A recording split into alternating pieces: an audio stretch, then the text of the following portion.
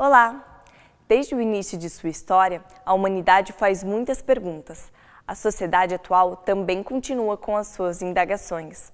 A doutrina espírita nos oferece as reflexões acerca das respostas que a vida nos exige. Está começando mais uma edição do A Vida em Foco. Convidamos você para nos acompanhar pelos temas de hoje. Fique conosco!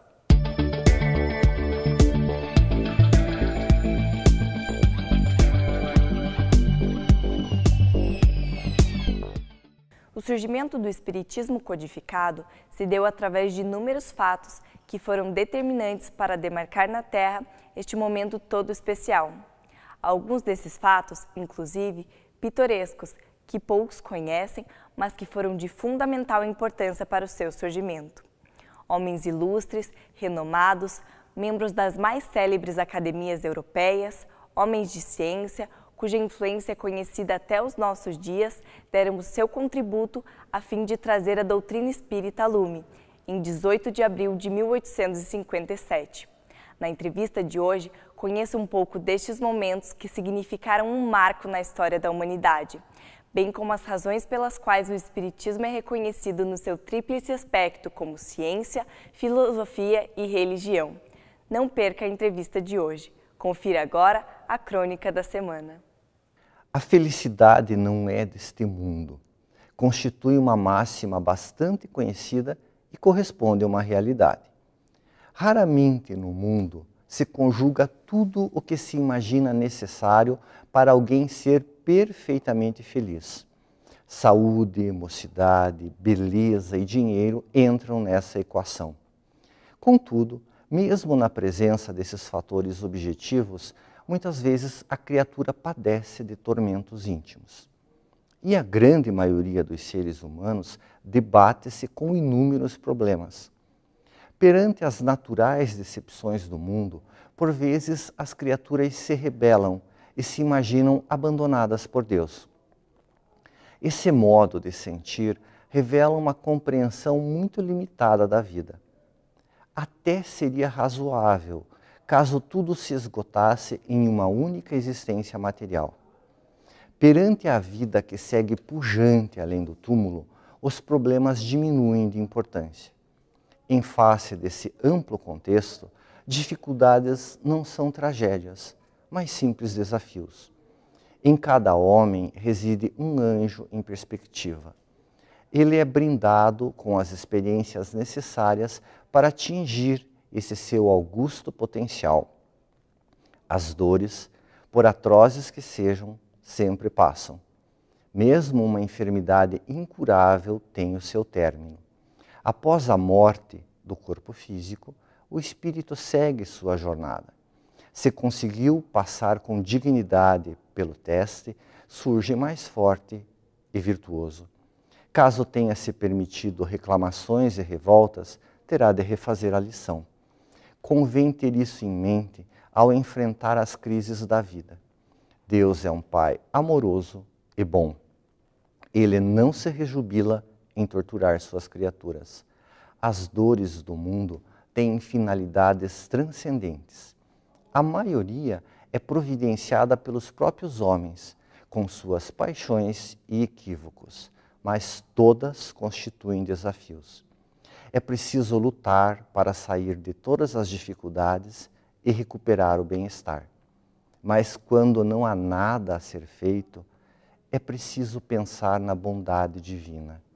Ela não se revela apenas no céu azul, nas mesas fartas e nos sorrisos radiantes. A bondade de Deus também se manifesta no sofrimento, que torna o homem apto a compreender a dor do semelhante. Está presente nas situações constrangedoras que minam o orgulho, a vaidade e a indiferença. A vida na Terra é passageira, trabalhosa e se destina ao aprimoramento do ser. Uma fé viva na bondade divina permite que o homem mantenha o coração livre de amargura. Na entrevista de hoje, abordamos o tema Aspectos Históricos sobre a Revelação dos Espíritos com o entrevistado Alessandro Figueira. Acompanhe!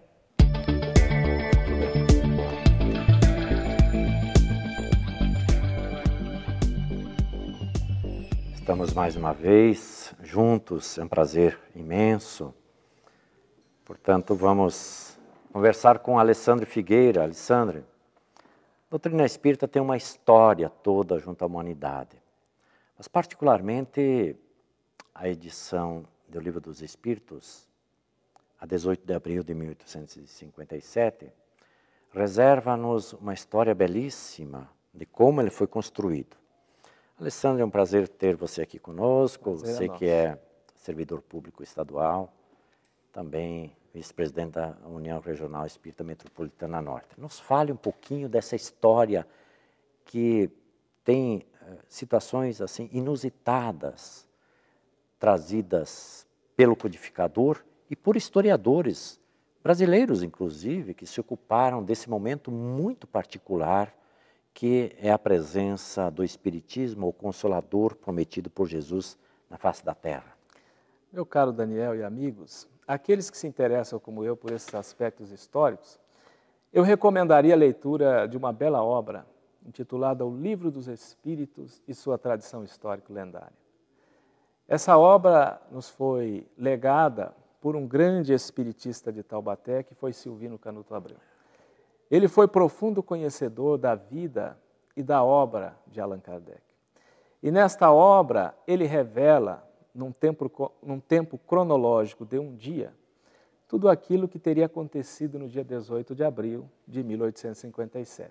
Um sábado de primavera na Europa, em que o Livro dos Espíritos foi apresentado ao público. Na sua primeira edição, não esta edição atual, a qual estudamos, mas nessa primeira edição que continha 501 questões, dividida em 3 partes.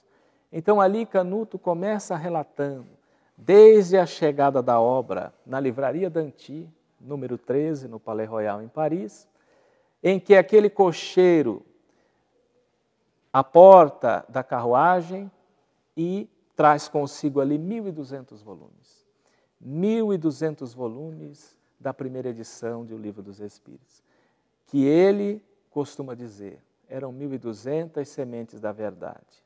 Ali começa uma página importantíssima da história do Espiritismo.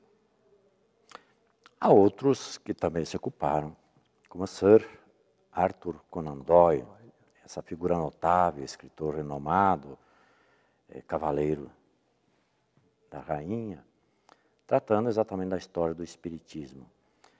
Conte-nos alguma coisa que seja peculiar a esse momento, como dissemos há pouco, extraordinário para a historiografia da humanidade. Porque não é um fato comum este, como não foi a presença de Jesus na Terra, né? Como não foi incomum também a presença de Moisés e dos grandes patriarcas.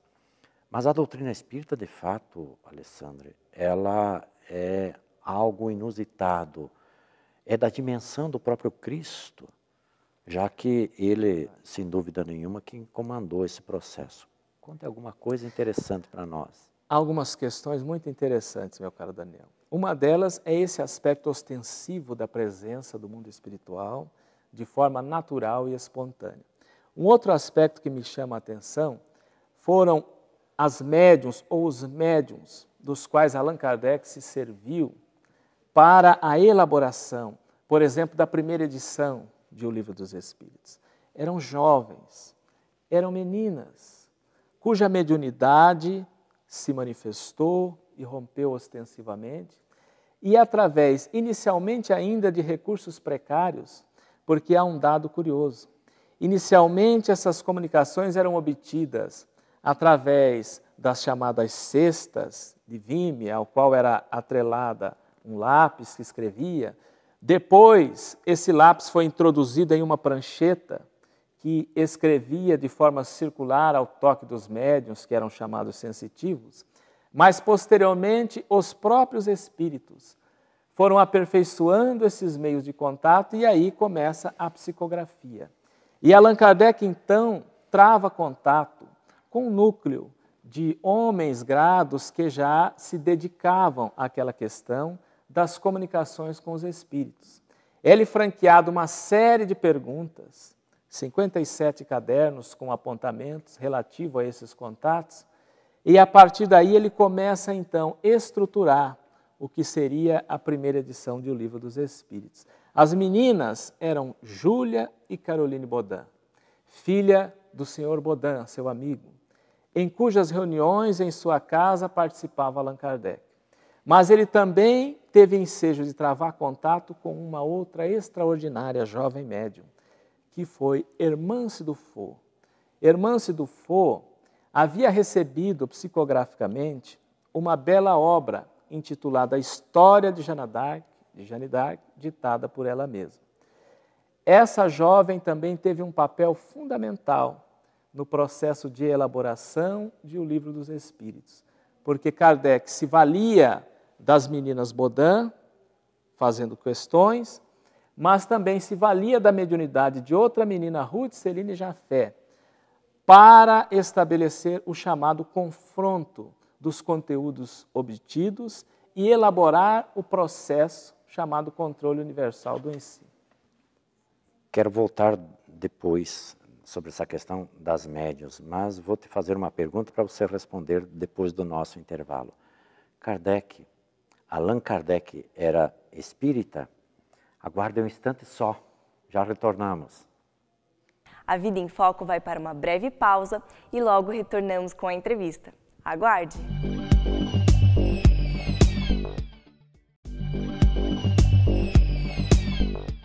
Retornamos com o segundo bloco de entrevista. A Vida em Foco traz hoje o tema Aspectos históricos sobre a revelação dos Espíritos. Acompanhe! Olá, estamos de volta, estamos conversando com Alessandro Figueira. Alessandro, te fizemos uma pergunta antes do intervalo. Kardec era espírita? Não, de forma alguma. Allan Kardec era professor. Era o que podemos dizer um filósofo da educação, um pedagogo. Foi diretor da Universidade de França.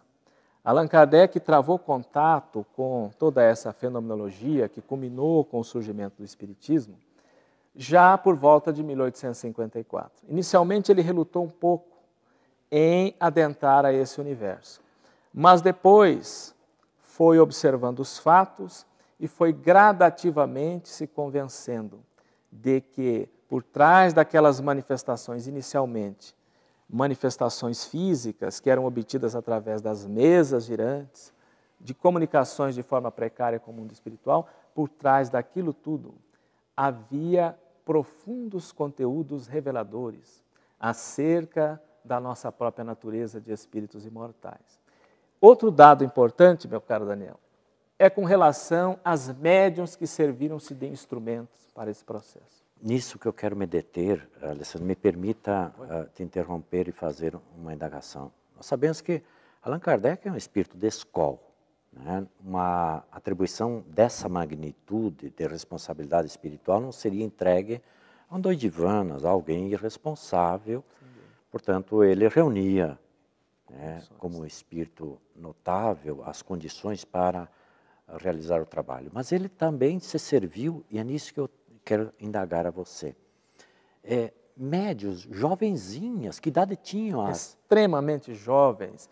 As meninas Baudin, 12, 13 anos aproximadamente. Ruth Céline Jaffé também muito jovem. Muito jovem, né? E igualmente Hermance Dufour. Todas jovens. Será que isso já não é um dado muito particular, no sentido de dar uma afirmação categórica de que a própria revelação da doutrina, vindo através da manifestação mediúnica dessas jovenzinhas, sem pensamento pré-concebido, que é um pensamento de alto teor ético e moral, será que isso por si só não empresta valor incontestável à própria doutrina espírita? Pela juventude, pela, diríamos assim, meninice, quase crianças que serviram de médiuns para o codificador trabalhar a doutrina? Perfeitamente, Daniel. Não é racional pensarmos que aquelas jovens médiuns poderiam ludibriar homens grados que se inclinaram ao estudo profundo acerca das manifestações. Allan Kardec foi um deles, mas nós tivemos outros na história, como William Crookes, um homem de ciência, que também teve ensejo de investigar as manifestações dos espíritos e tornou-se célebre o seu estudo em torno das manifestações do espírito de Kate King, também através de uma jovem médium chamada Florence Cook. Ali ele pôde criar todos os critérios para a sua observação, para a sua pesquisa, afastar todos aqueles elementos que poderiam dar margem a que os fenômenos fossem produzidos pelo próprio médium e pôde atestar cabalmente: eu não vos digo que tais manifestações são possíveis, eu afirmo que são verdadeiras. Notamos que a história que gravitou em torno, exatamente, e que culminou com a edição desse livro angular, chamado Livro dos Espíritos, a 18 de abril de 1857, na sua primeira edição, outros espíritos igualmente notáveis, homens de ciência, como você acabou de trazer, o William Crookes, que até hoje é respeitado pelas suas descobertas, Prêmio Nobel e tudo mais. E outras criaturas ligadas às academias tão importantes à época do codificador, que também era um homem respeitável na sua época, nos meios acadêmicos. Por exemplo, Charles Richer, Schiaparelli, Finzi, Ernesto Bozano, Alexandre Aksakov, no leste europeu.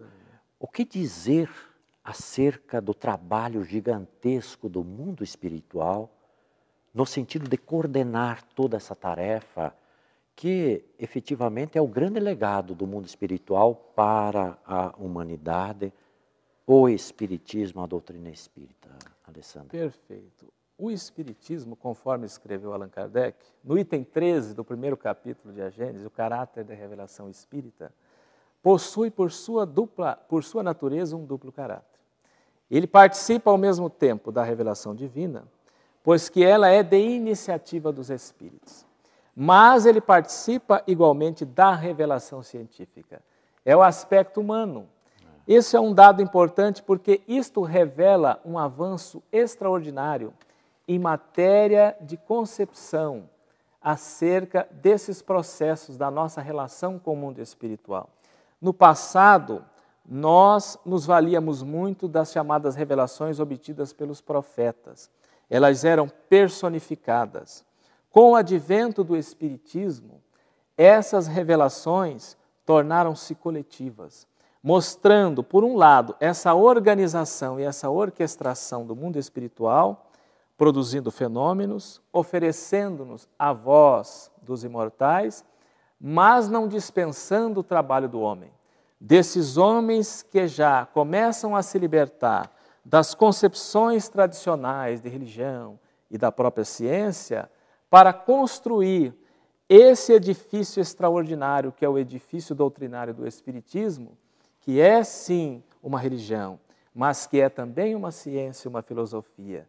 Portanto, é a aliança da chamada fé com a razão. Podemos afirmar em 10 segundos que esse conjunto que se extrai da doutrina espírita é o legado do Cristo para a humanidade naqueles pontos em que ele deixou de apresentar, quando sempre falava o reino dos céus se assemelha, e aí estabelecia as suas parábolas. É esse o ponto exatamente de convergência com o ensino de Jesus, o Espiritismo na Terra? Podemos a quem dizer, ele outrora chamou de o Consolador? O Consolador. Podemos dizer, sem tergiversar, o Espiritismo é Jesus que volta. Muito bem. Conversamos aqui fraternalmente, de modo muito agradável, mais uma vez com Alessandro Figueira, a quem agradecemos a sua presença aqui. Fique conosco, o programa Vida em Foco continua. Chegou o momento de você esclarecer as suas dúvidas sobre assuntos do cotidiano através da doutrina espírita.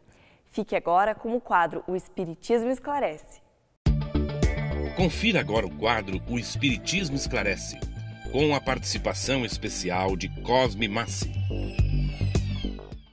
No item 799 de O Livro dos Espíritos, dizem que o Espiritismo contribuirá com o progresso da civilização, destruindo o materialismo. Como compreender isso? Muito boa questão sobre o materialismo. Quer dizer, o materialismo enquanto doutrina que reduz o homem a uma massa de carne, o homem simplesmente ao jogo da matéria, é claro que o papel fundamental do Espiritismo, ao demonstrar a realidade do espírito e a sua independência após a morte do corpo, é a própria destruição do materialismo. Ou seja, uma vez que o Espiritismo apresenta cientificamente a sua proposta de existência e sobrevivência do espírito, obviamente que esta proposta já de início é uma destruição do materialismo, que tem como proposta essencial o contrário. A doutrina materialista, a essência dela é considerar o espírito como um produto do cérebro. Espírito seria só pensamento, e pensamento como um produto do cérebro.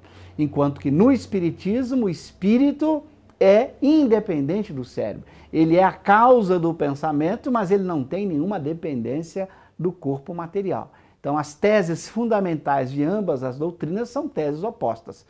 O Espiritismo, com sua tese, destrói naturalmente a proposta materialista.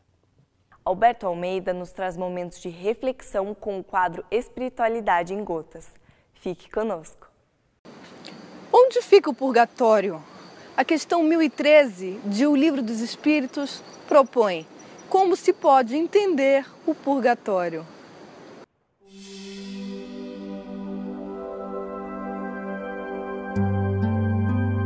Espiritualidade em Gotas. Os espíritos esclareceram que purgatório significa uma alegoria. A exemplo do céu e do inferno, purgatório não é um lugar físico, não é uma instância espiritual tampouco. Purgatório é uma circunstância que envolve o ser, a alma. E assim, eles puderam explicitamente dizer que purgatório pode significar as dores físicas e morais, o nosso processo de expiação. Portanto, nós estamos no purgatório em qualquer lugar, andando na terra ou fora do corpo, no mundo espiritual. Quando estamos fazendo o nosso movimento de depuração, de purificação, como alguém, por exemplo, que dá uma topada, bate o dedo do pé, faz uma fratura e precisa de atendimento.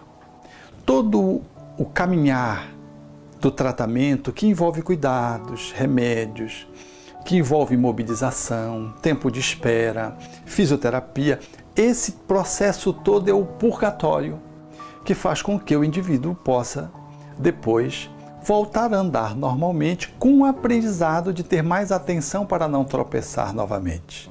Assim se dá na caminhada da alma, quando o ser humano ele experimenta conflitos em função de atitudes infelizes, faz escolhas inadequadas, age de forma intempestiva, lesando a si e aos outros, determinando fraturas, por assim dizer, dentro da sua própria estrutura psíquica e fratura os outros. Isso demanda, portanto, a necessidade de fazer um movimento de correção. Essa correção, essa bandagem da alma, esse tratamento da alma, envolve toda uma dinâmica de sofrimento, de dores que são às vezes físicas, são doenças, às vezes são angústias, ansiedades, processos da alma dilacerantes, dores morais, portanto, que fazem com que a alma aos poucos vá se recompondo diante de si mesma, perante o outro e em face das leis cósmicas. Esse tempo que o espírito precisa, que às vezes é uma vida, às vezes são muitas vidas, assim, um período da vida em relação a um determinado conteúdo, a gente chama de purgatório. É o tempo que a alma se refaz, se libera de uma encrenca, desata um nó, e após fazê-lo, ela se sente livre e está em condições agora mais saudável e com maior aprendizado, com maior crescimento, a continuar o seu processo evolutivo formosamente. Assim, o purgatório se nos afigura como um processo de purificação que está presente no espírito encarnado ou desencarnado e que sempre traduz a oportunidade de crescimento na medida que sabemos acolher esse processo de depuração, dando um sentido positivo de aprendizado, de superação e, sobretudo, de iluminação da alma.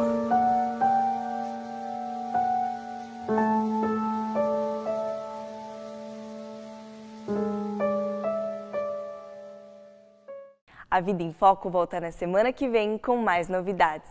Agradecemos todas as participações que nos ajudam a construir e a melhorar o programa. Por isso, se você quer entrar em contato conosco, mande seu e-mail para contato@avidaemfoco.com.br. Se você perdeu alguma edição anterior do programa, acesse o site www.avidaemfoco.com.br. A sua companhia é muito importante para nós, então continue conosco na próxima edição do A Vida em Foco. Até lá!